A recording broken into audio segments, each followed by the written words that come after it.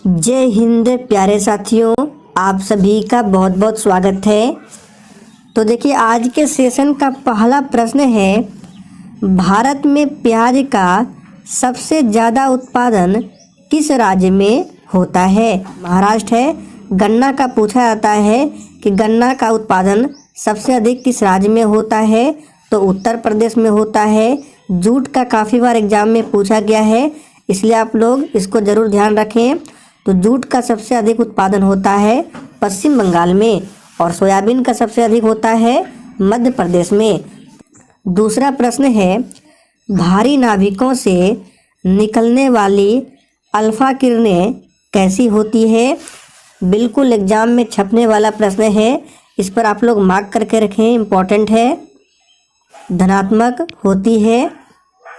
तीसरा प्रश्न है, पॉवर्टी ऑफ फिलॉसफी किसकी प्रसिद्ध रचना है? पॉवर्टी ऑफ फिलॉसफी किसकी प्रसिद्ध रचना है? तो याद रखिए, ये जो है कार्ल मार्क्स की रचना है। और देखिए, कार्ल मार्क्स की और प्रसिद्ध पुस्तक है, इसको ध्यान रखें। बिहार पुलिस के एग्जाम में 2-3 बार अब तक पूछा जा चुका है, तो ध्यान रखना है। दास कैपिटल एक ध्यान रखना है, दास कैपिटल, और दूसरा है कम्युनिस्ट मैनिफेस्टो। दोनों को ध्यान रखें, बिहार पुलिस के एग्जाम में पूछा हुआ है। दास कैपिटल और कम्युनिस्ट मैनिफेस्टो, ये 2 पुस्तक कार्ल मार्क्स की है। आगे देखिए, कौन सी अधातु हवा के संपर्क में आते ही स्वतः जलने लगती है? फास्फोरस को दिए हैं, जो कि बिल्कुल सही जवाब है। ये फास्फोरस अधातु है जो हवा के संपर्क में आते ही स्वतः जलने लगती है। यूपीएससी के सदस्यों को वेतन किससे दिया जाता है? संचित निधि से, आकस्मिक निधि से, आरबीआई से या एसबीआई से? देखिए, आरबीआई के बारे में ध्यान रखिए। आरबीआई का राष्ट्रीयकरण कब किया गया था? पूछा जाता है। 1 जनवरी 1949 को आरबीआई का राष्ट्रीयकरण हुआ था, और आरबीआई की स्थापना 1 अप्रैल 1935 को। इसका वर्तमान में हेडक्वार्टर मुंबई में है। और आरबीआई के गवर्नर कौन है प्रेजेंट टाइम में? तो शक्तिकांत दास है, 25वें नंबर के हैं। तो यूपीएससी के सदस्यों को वेतन किससे दिया जाता है? तो याद रखिएगा, संचित निधि से दिया जाता है। नीदरलैंड सरकार के दस्तावेज को क्या कहा जाता है? और देखिए, नीदरलैंड से संबंधित एक प्रश्न ध्यान रखना है, एग्जाम में पूछा जाता है। नीदरलैंड के द हेग में किसका मुख्यालय है? तो अंतर्राष्ट्रीय न्यायालय का मुख्यालय है नीदरलैंड के द हेग में। और देखिए, अंतर्राष्ट्रीय न्यायालय में पूछा जाता है कितने जज होते हैं? तो टोटल 15 जज होते हैं अंतर्राष्ट्रीय न्यायालय में, और जजों का कार्यकाल होता है 9 वर्षों का। तो इन सभी फैक्टों को जरूर ध्यान रखें। तो 6 का आंसर है डी ऑप्शन, ऑरेंज बुक। निरपेक्ष शून्य तापमान किसको कहते हैं?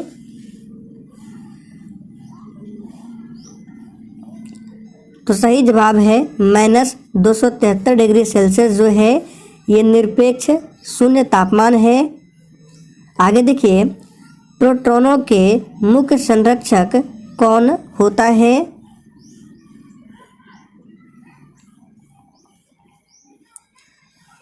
तो 8 का आंसर क्या होगा? C option, carbon. ध्यान रखना है। आगे देखिए, इंपीरियल बैंक ऑफ इंडिया का नाम स्टेट बैंक ऑफ इंडिया कब रखा गया? एग्जाम के लिए कतई जहर प्रश्न है, इसको भी आप लोग मार्क कर लेंगे, एग्जाम में छप सकता है। देखिए, एसबीआई का पहले नाम क्या था? तो इंपीरियल बैंक ऑफ इंडिया था, और इसका नाम एसबीआई कब हुआ स्टेट बैंक ऑफ इंडिया? तो याद रखिएगा 1955 में, तो ज़रूर ध्यान रखें। आगे देखिए, A320 एयर बसों को भारत ने किस देश से खरीदा था? देखिए, ये प्रश्न एग्जाम के लिए उतना इम्पोर्टेंट नहीं है, फिर भी इसका आंसर बता देते हैं, फ्रांस होगा। आगे देखिए, मुख्य याम्योत्तर रेखा का देशांतर कितना होता है? चलिए आंसर कीजिए फटाफट से। देखिए, जो प्रश्न एग्जाम के लिए इम्पोर्टेंट होगा हम आपको पहले ही बता देंगे। तो 11 का आंसर क्या होगा? Option A 0 degree. राजस्थान नहर को किस नदी से पानी मिलता है?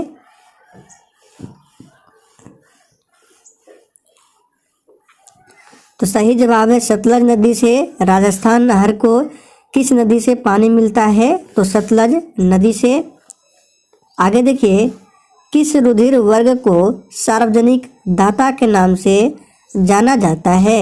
एग्जाम के लिए बहुत ही महत्वपूर्ण प्रश्न है, ध्यान रखें। तो 13 का आंसर जो ये बच्चे ओ को दिए हैं आपका बिल्कुल सही जवाब है। रुधिर वर्ग सार्वजनिक दाता पूछ रहा है, जो सभी को दे सकता है, तो ओ है। और ए भी जो है ये है, याद रखना है, सर्वग्राही। अगला प्रश्न है, कोफी अन्नान किस देश के हैं? चलिए ऑप्शन देखते हैं। यहाँ पर चारों ऑप्शन देख सकते हैं और ये भी प्रश्न एग्जाम के लिए उतना इम्पोर्टेंट नहीं है। तो कोफी अन्नान किस देश के हैं? इसका सही जवाब है ऑप्शन डी घाना। संयुक्त राष्ट्र संघ के दूसरे महासचिव कौन थे? इम्पोर्टेंट है, चलिए आंसर करेंगे फटाफट से। संयुक्त राष्ट्र संघ के दूसरे महासचिव कौन थे? तो सही जवाब है डैग हैमरशोल्ड, ध्यान रखना है। अगला प्रश्न, अमेरिका का प्रथम कृत्रिम उपग्रह कौन है? अगर भारत का पूछे तो आर्यभट्ट, ध्यान रखना है। आर्यभट्ट जो है भारत का पहला कृत्रिम उपग्रह है। तो अमेरिका का पूछ रहा है, इसका सही जवाब क्या होगा? ऑप्शन ए, ध्यान रखना है, एम्स टलोरर, याद रखना है, नाम क्या है पूरा? एम्स टलोरर प्रथम। अगला प्रश्न है, अमेरिका की खोज किसने की थी? और देखिए एक प्रश्न ध्यान रखना है, अगर आपसे पूछे कि भारत में समुद्री मार्गों का खोज किसने किया था, तो वास्को डी गामा ने किया था 1498 में। यहाँ पे पूछ रहे हैं अमेरिका की खोज किसने की थी, तो ये सभी को पता है, कोलंबस के द्वारा किया गया था। अगला प्रश्न, पानी का अपवर्तनांक कितना होता है? बिल्कुल 1 नंबर का प्रश्न है, चलिए आंसर करेंगे। पानी का अपवर्तनांक कितना होता है? सही जवाब है 1.33, ये जो है पानी का अपवर्तनांक होता है। अगला प्रश्न, स्वतंत्र भारत के पहले रेल मंत्री कौन थे? देखिए बिहार पुलिस के एग्जाम में पूछा गया था बलदेव सिंह के बारे में, कौन थे? तो ध्यान रखिएगा, भारत के प्रथम रक्षा मंत्री थे। कौन थे? बलदेव सिंह। यहाँ पे पूछ रहा है स्वतंत्र भारत के पहले रेल मंत्री कौन थे? तो जो ही बच्चे बी ऑप्शन दिए हैं आपका बिल्कुल सही जवाब है जॉन मथाई। नेक्स्ट क्वेश्चन, राष्ट्रीय युवा दिवस कब मनाया जाता है? चलिए फटाफट से आंसर करेंगे। और देखिए बिहार पुलिस का एग्जाम हो या बिहार मध्य निषेध सिपाही का, दिवस से संबंधित एक प्रश्न कन्फर्म एग्जाम में पूछा जाता है। तो दिवस से संबंधित जितने भी इम्पोर्टेंट आपको बताएंगे सभी को ध्यान रखना है।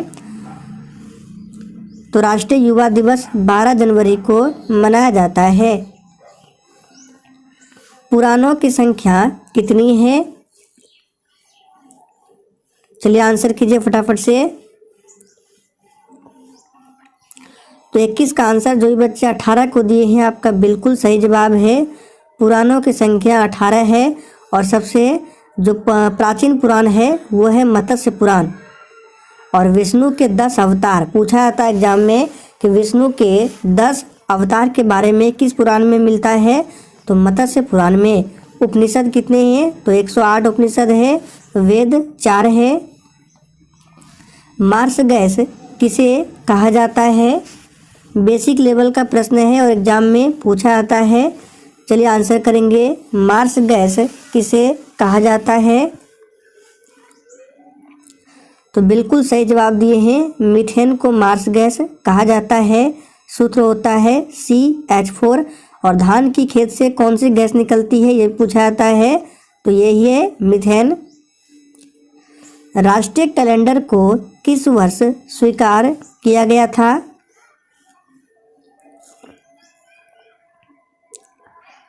तो देखिए राष्ट्रीय कैलेंडर को 1957 में स्वीकारा गया था। बी ऑप्शन आपका बिल्कुल सही जवाब है। उबेर कप किससे संबंधित है? बिहार पुलिस में पूछा हुआ प्रश्न है। तो देखिए उबेर कप किससे संबंधित है? सही आंसर है ये बैडमिंटन से संबंधित है। राष्ट्रीय पर्यावरण शोध संस्थान कहाँ स्थित है?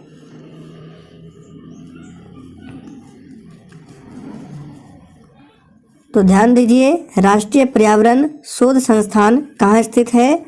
सही जवाब है नागपुर में स्थित है।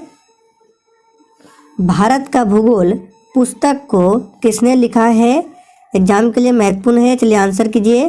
भारत का भूगोल पुस्तक किसने लिखा? तो जो ये बच्चे टॉलमी को दिए हैं आपका बिल्कुल सही जवाब है, टॉलमी के द्वारा लिखा गया है। मोतियों का द्वीप किसे कहा जाता है? सही जवाब है बी ऑप्शन, बहरीन को मोतियों का द्वीप कहा जाता है। जापान की राजधानी टोक्यो है। भारत की सीमाएं कितने देशों के साथ जुड़ी है? चलिए 28 के लिए फटाफट से आंसर करेंगे। तो बिल्कुल सही जवाब दिए हैं 7। भारत की सीमाएं 7 देशों के साथ जुड़ी है। और सबसे लंबी अंतर्राष्ट्रीय सीमा कौन सा अदा करता है? बांग्लादेश, ध्यान रखना है। कौन? बांग्लादेश लगभग 4096 किलोमीटर और सबसे कम अफगानिस्तान। स्पेस एप्लीकेशन सेंटर कहाँ स्थित है?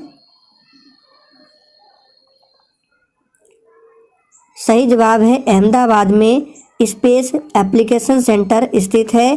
अहमदाबाद को भारत का मैनचेस्टर कहा जाता है। कानपुर को उत्तर भारत का मैनचेस्टर कहा जाता है और कोयम्बटूर को दक्षिण भारत का मैनचेस्टर कहा जाता है।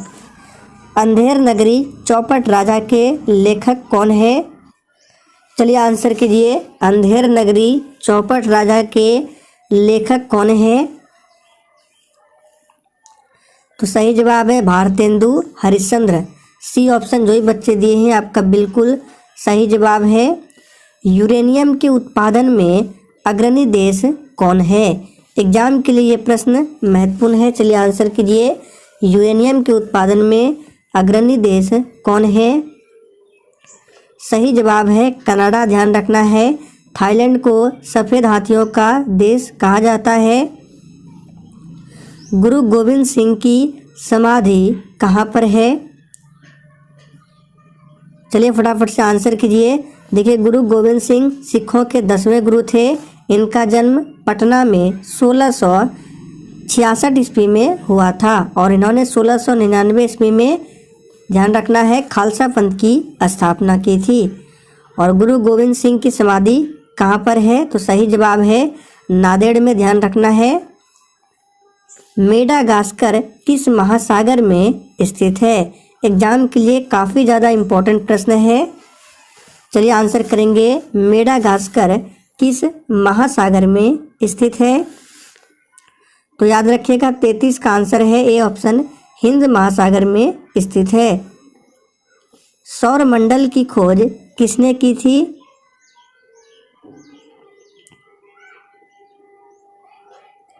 तो देखिए इसका सही जवाब है कोपरनिकस ने सौर मंडल की खोज किया था, ध्यान रखना है।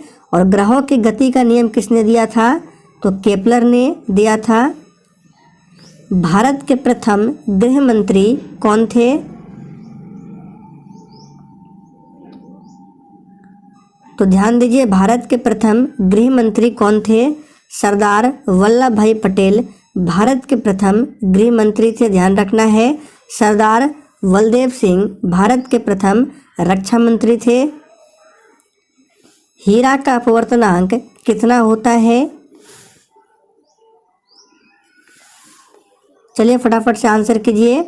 तो हमने आपको बताया था 1.33 पानी का अपवर्तनांक होता है और हीरा का अपवर्तनांक पूछे तो ये होता है 2.42।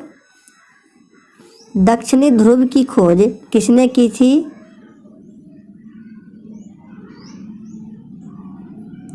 सही जवाब जो ये बच्चे ए को दिए हैं, आपका सही जवाब है एमंडसेन के द्वारा दक्षिणी ध्रुव की खोज किया गया था। फिलंट कांच का अपवर्तनांक कितना होता है? चलिए आंसर कीजिए। फिलंट कांच का अपवर्तनांक कितना होता है? सही जवाब है 1.65 फिलंट कांच का अपवर्तनांक होता है। 2.42 हीरा का होता है। 1.33 पानी का होता है। ग्रहों की खोज 1600 में किनके द्वारा की गई? तो सही जवाब है केपलर। केपलर ने ही ग्रहों की गति का नियम दिया था और ग्रहों की खोज 1600 में केपलर के द्वारा किया गया था। उत्तरी ध्रुव की खोज किसने की थी? आपको दोनों को ध्यान रखना है। दक्षिणी ध्रुव की खोज एमंडसेन ने और उत्तरी ध्रुव की खोज पूछे तो 40 का आंसर है ऑप्शन डी रॉबर्ट पियरी ने। तालीकोटा का युद्ध कब हुआ था? एग्जाम के लिए बहुत ही महत्वपूर्ण है। तो देखिए तालीकोटा का युद्ध हुआ था 1565 में। ध्यान रखना है। आप लोग कमेंट करके बताएंगे हल्दी घाटी का युद्ध कब हुआ था। उर्दू भाषा किस लिपि में लिखी जाती है?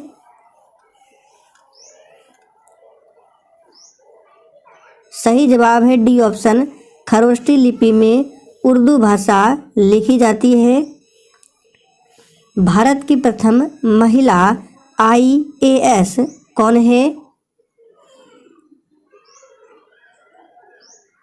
तो भारत की प्रथम महिला IAS है अन्ना जॉर्ज और भारत की प्रथम महिला IPS है किरण बेदी। स्वतंत्र भारत के प्रथम उप प्रधानमंत्री कौन थे? चलिए फटाफट से 44 के लिए आंसर कीजिए। आखिरी प्रश्न है तो ध्यान दीजिए। स्वतंत्र भारत के प्रथम उप प्रधानमंत्री कौन थे? सही जवाब है सरदार वल्लभ भाई पटेल थे। सरदार बलदेव सिंह भारत के प्रथम रक्षा मंत्री थे। ध्यान रखना है।